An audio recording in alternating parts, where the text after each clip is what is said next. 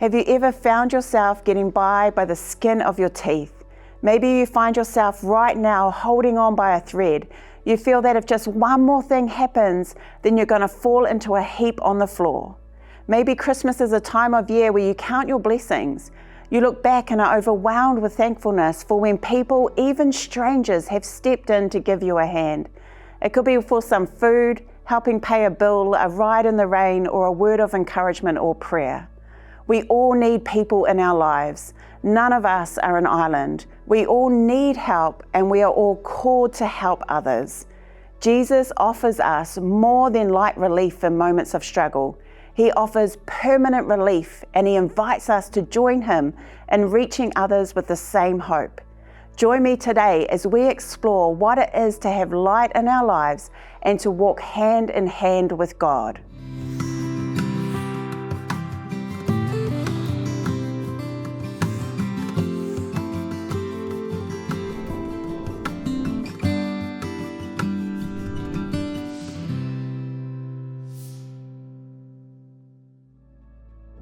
I don't know if you know what a Burma trail is, or if you have ever done one before, but it was a common team building activity when I was younger.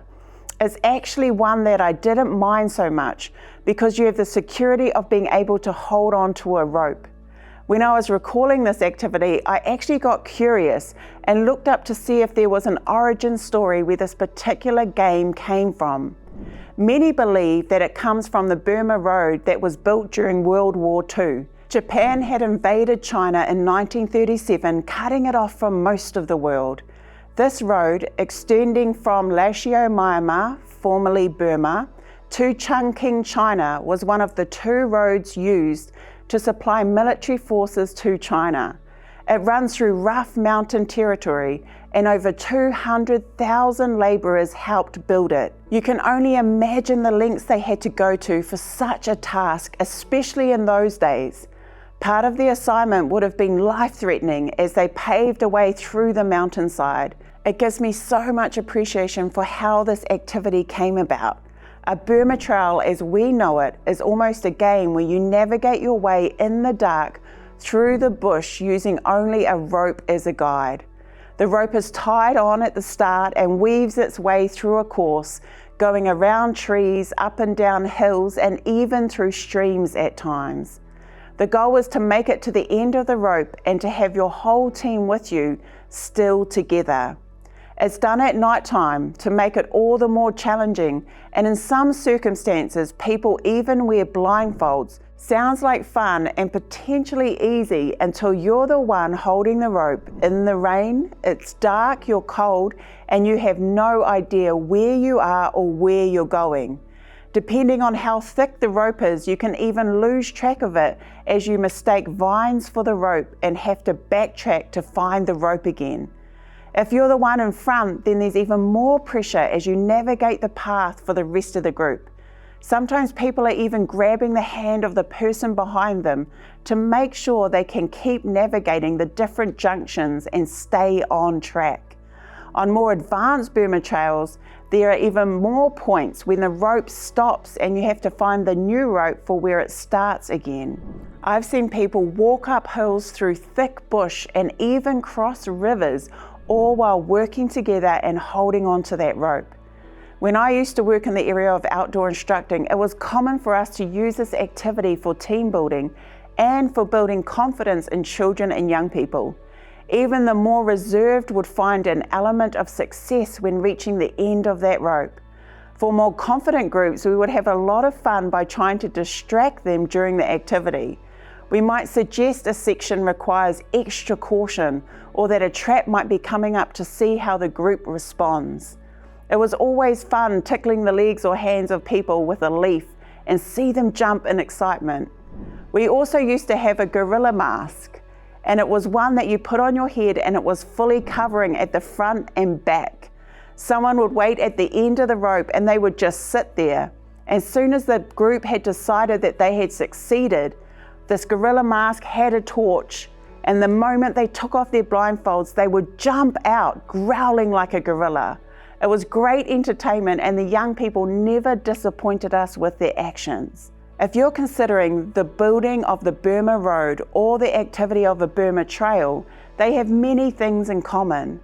Both are about finding your way and having to navigate territory where it's unpredictable. Both were done with others, and there is a certain element of needing each other at different junctures.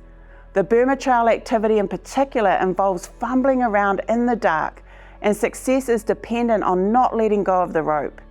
How different this activity is in daylight. It doesn't even look like a challenge. You could walk past it and think it was just a random rope wrapped around some trees. Same is true for us stumbling around in this world full of darkness. We're holding on to whatever we can, trying to find our way. Sometimes we're with others, and sometimes we're doing it on our own. Yet Jesus has come to light up our lives and show us the way. Jesus is the light of the world, and with him we never have to walk in darkness again. Join me now as we read from the Bible in John chapter 8, verses 12 to 20. When Jesus spoke again to the people, he said, "I am the light of the world. Whoever follows me will never walk in darkness, but will have the light of life." The Pharisees challenged him, "Here you are, appearing as your own witness. Your testimony is not valid." Jesus answered, "Even if I testify on my own behalf, my testimony is valid, for I know where I came from and where I am going. But you have no idea where I came from or where I am going. You judge by human standards. I pass judgment on no one. But if I do judge, my decisions are true, because I am not alone. I stand with the Father who sent me.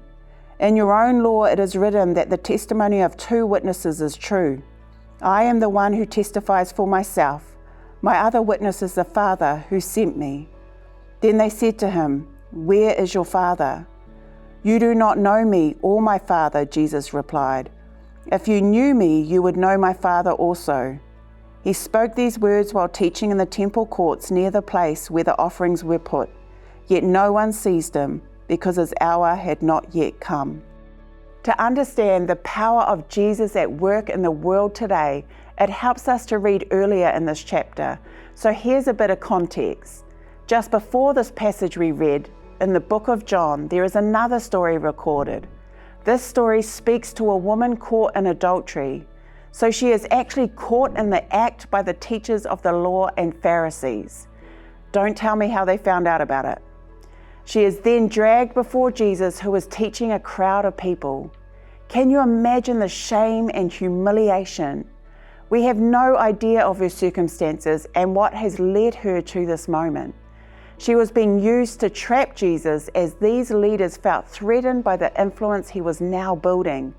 They used her with no regard to her as a person, but Jesus held her in the highest regard. We know this because the story ends with no accusers left and her being set free from her sin. As his reputation continues to be a target for these leaders, Jesus makes a statement similar to what is said in the beginning of the book of John. This statement isn't only a powerful promise, but also a personal one. He claims that he is the light of the world. As a bold statement for Jesus to make, he is declaring that he is the answer for the world. He is who the world should be looking to. He is the one who can lift the world up out of the darkness they are in. This proclamation is being made to the people around him, and this includes so many people. There are people there who are curious, the sick and desperate, the rich, the poor, women and children, his disciples, the Pharisees and other religious leaders, those who supported him, those who hated him, those who really wanted him to be the promised Messiah, those who felt threatened by the influence and power he was gaining. And here he is saying that he is the answer for the world, including everyone who's hearing his words. There would have been so many reactions, from the audacity to the thank you, Lord, from he's lying and needs to be put in his place, to tell me more and tell me how.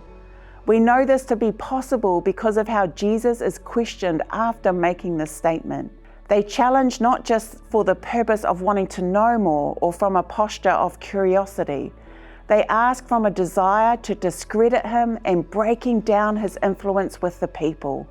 Up until now, they had control and power, but this message suggested that they weren't needed in order for people to be saved.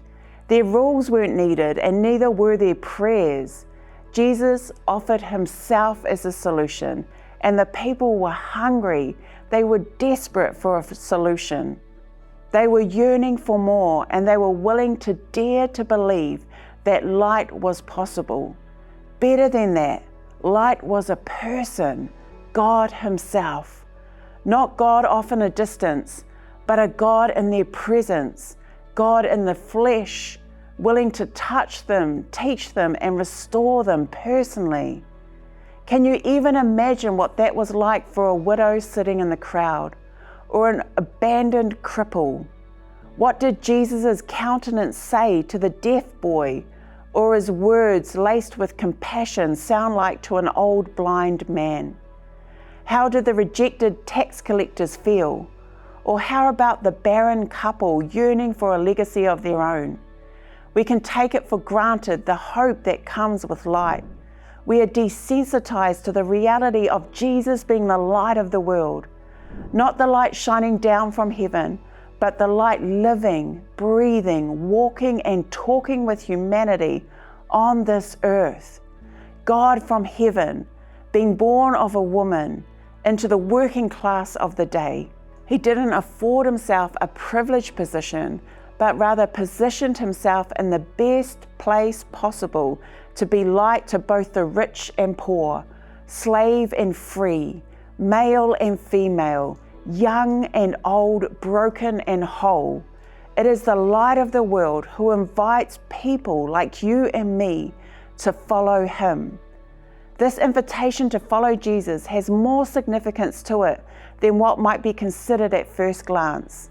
First, we have to understand who Jesus was and the culture of the day. What did it actually mean for a rabbi to invite someone to follow them? We have cheapened following Jesus to wearing a cross around our necks, having a Jesus bumper sticker on our car, attending church once a week, or refraining from participating in certain activities. That's all nice behavior that can identify us as being believers in God, but it doesn't necessarily mean we are followers of God. To be a follower of Jesus or to be a disciple of Jesus means that we follow in his footsteps. In the days when he walked the earth, this was a valued position. It meant you were afforded the privilege of learning from a master. You were invested in and seen as worthy of passing down both knowledge and experience. You spent time immersing yourself in the habits, activities, and lifestyle of the one you were following. Their life was your life because that's how you grew as a follower. You were familiar with their ways and their thinking because you were committed to grow and become like them. It said that you were so closely walking behind them that the dust from their feet would land on the feet of those walking. This is what it means to follow in their footsteps. You meet a disciple or a follower and know who their rabbi was or who they were following because you recognize them in that person. Now, if we translate that to our experience, then what does it say about our commitment to following Jesus? What Jesus do people meet when they interact with us? Can people tell who we follow simply by interacting with us? Or do we need to tell them? Then does their face show understanding when we tell them or shock? Please don't get me wrong. We are all a work in progress, and when we choose to follow Jesus, we are each on our own journey of growth and discovery. My point is simply that we need to understand the beauty and grace of this invitation to follow Jesus. Jesus will never be ashamed of us when we let him down, and he will beam with pride when we proclaim his name as his Savior. He doesn't wait for us to approach him and prove ourselves worthy of his investment, which was common practice back then. He approaches us and invites us to walk closely with him, to walk so close that the dust of his feet are on us, to walk in step with him, to learn from him, and to take the love we receive from him and to share it with others. sharing it in such a way that people recognize that we love different from the way the world loves. Following Jesus isn't a list of rules or a checkbox, it's a lifestyle. And by following Jesus, we are not only having light in our lives, but we have Him in our life. He is the light of life. Here in this passage, the wording is interesting. It doesn't say that we have light in our lives, but it says that we will have the light of life. The light of life will be ours. He isn't saying we have all of His resources. He's saying that we have all of Him. God didn't send His Son as a temporary gift. He wasn't on loan to us just to fix our problems, then disappear again. Jesus is the light that created light, gives light, is light, and lives as light in us. God doesn't just want to touch our lives, He wants to dwell in our lives. He also doesn't want to just hear from us every now and then when we need something, or meet with us once a week at church when we rinse and repeat our worship. He wants a daily, intimate, yes, I said intimate, encounter with you. He wants to be known by you. It's crazy to believe that even though God already knows everything about us, He still wants to hear from us. He still wants you to share your heart with Him and to tell Him all about your needs and desires. It's a two-way relationship. He offers all of Himself with no restraint, no matter what our commitment looks like in return. When we choose Jesus as more than someone to grant our requests, but as a personal friend, comforter, companion, provider, and the true light in our daily lives, then we have life abundantly, life that no one can take away from us. Then we have peace no matter what our circumstances may be. Then darkness can never overcome us. Then we can be light for others as He lives in us and works through us. Life in the light means we recognize when the light is fading in others, so we turn up as a gift of encouragement, offering support and a bridge for them to connect with God again. I think it's amazing that life in the light is possible all because of Jesus. I think it's even more amazing that Jesus is the light we are promised and that He desires to live in us and us in Him. He never goes anywhere without us on His heart, and we are called to do the same by choosing Him every day. Whether it's our first day walking with Him or we've been walking with Him for the last 50 years, our need for Him is the same. Our need for light in this dark world is the same. On our best days we are His, and in our worst days we are His. The light of the world invites us to follow Him so we can experience firsthand all that He is. There's this illustration that keeps coming to mind as we're talking about fading light. Back in the day, before we seemed to do everything on devices, I think I appreciated the sunlight or daylight more, or even just light in general. Now it seems that light is only an issue when we're unable to charge our phone or tablet. How sad is it that we have become desensitized to the power of light? Even the natural rhythm of our bodies moving to the same beat of the environment around us. You get up when the sun is up, and you go to sleep when the sun goes down. Now we can make everything around us suit our needs, even when it is unhealthy for us. I can remember when I was younger and on the farm, I never saw my dad resting while the sun was up. If there's daylight, then there's still work to be done, was his motto. He was always moving and making the most of the time he had. It makes sense when you think about how convenient natural light is. This is why, even though I'm an adult and I live in the city now, I still struggle to nap during the day. Even resting indoors on a sunny day is a struggle for me. A rainy day is the most relaxing because I don't feel like I should be doing something. I have to admit that there is something energizing about the sunshine, and there is nothing sweeter than actually being able to enjoy it. Obviously, I may not be sitting in direct sunlight, but getting to enjoy the warmth of the sunshine as it streams through a window warms my bones and touches my soul. Even sitting and being immersed in a project Whether it's a drawing, building, crafts, or reading, we seem to soak up every last minute of daylight to the point where we may not even realize we're straining our eyes. You know those moments when someone comes along and flicks the light on and you're like, thanks, I didn't even realize how dark it was getting. This is what our faith can be like. Even if we believe we're doing everything right, it's not until someone comes along who has Jesus living in them that we realize, whoa, I didn't even know how dark my life was getting. And this is the impact of Jesus, not just walking beside us, but living in us as light. In fact, when we have Jesus as our light, we never lose daylight. We never have to worry about the sun setting. We just need to trust and know that Jesus is enough. We have no reason to fear darkness, but we do have every reason to tap into other people who have Jesus. Choosing Jesus is the best thing I've ever done, and the second is following in his footsteps. Just because we put lights on our Christmas tree or decorate our houses with twinkling displays that makes traffic actually slow down, we can still be experiencing a deep sense of darkness in this world. We can be navigating some tough terrain and be scrambling to know what the next step should be. Christmas can be a nice distraction. However, it can still serve as only temporary relief to our situation. Even if we have been clinging to Jesus all year, we can still end up tired, yearning for something more. And more is exactly what Jesus wants to do both in and through us. Light of the world, he stepped down into darkness so that he could be our light.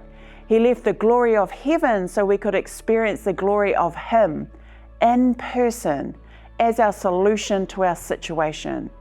In your darkest, ugliest moment, Jesus saw you and still loved you completely.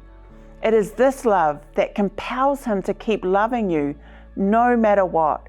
Even when you're fumbling around, choosing to hold on to a rope leading to nowhere, he will still follow you to show you the way back to him. Him coming to this earth is him boldly proclaiming that you're worth it. He seeks you and invites you to come and follow him.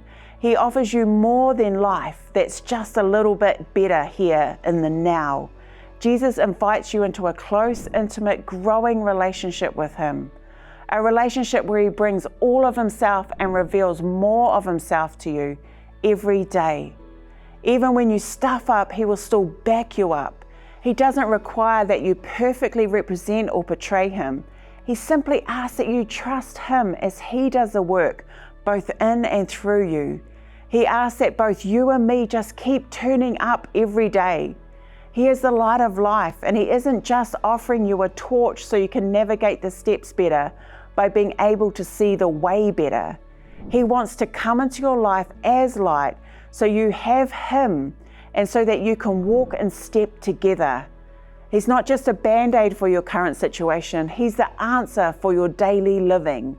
Life in the light requires that you get connected and stay connected with the light.